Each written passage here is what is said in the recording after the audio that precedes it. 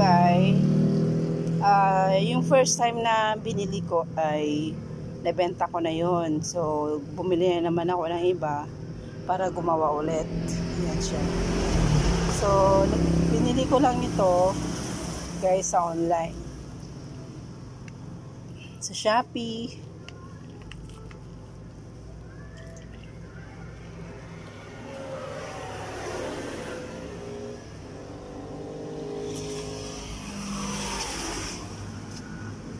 Then, halo-haloin natin siya.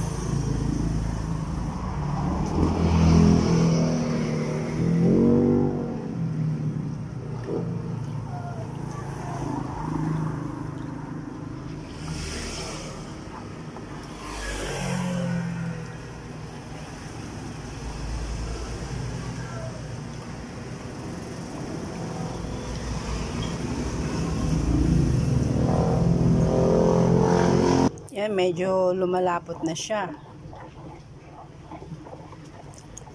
Yung first time na ginawa ko, napadami ako ng tubig.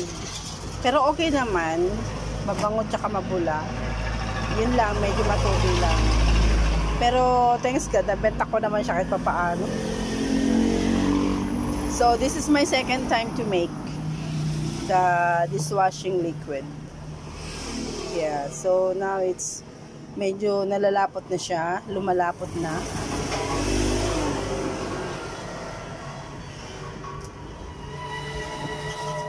Yes.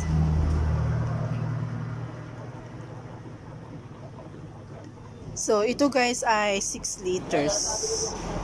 Kaya kumuha ko lang ng tubig na sa maliit na tabo na 6 na tabo. So equivalent nun ay 6 liters.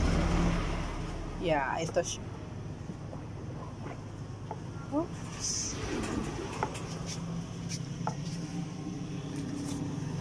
Ito siya.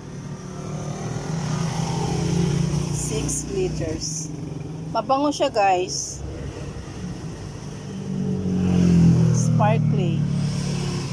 Mabango siya. So, check na sa Yellow Basket. Bili na rin kayo.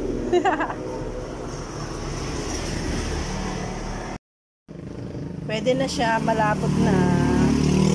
At perfect na perfect ang pagkagawa. Yan. Perfect na perfect. Pwede na siyang isalin sa mga plastic bottle. Para may benta na siya. Ayun na guys, ang aking finishing product. So, sa 6 liters nakagawa ako ng 4, 6, 6 na bottle. Pero ito pang personal ko to. Hindi ko ito ibebenta. Bale, ito lang ang ibebenta ko. Apat na yan. So, 6 liters lahat po yan. Yan. Ito po ay 35, 40, and then ito naman po ay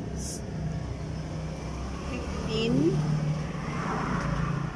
po yan, at 20 and 25. Yan, kasi ito yung pinakamaliit eh. So guys, thank you for watching. God bless.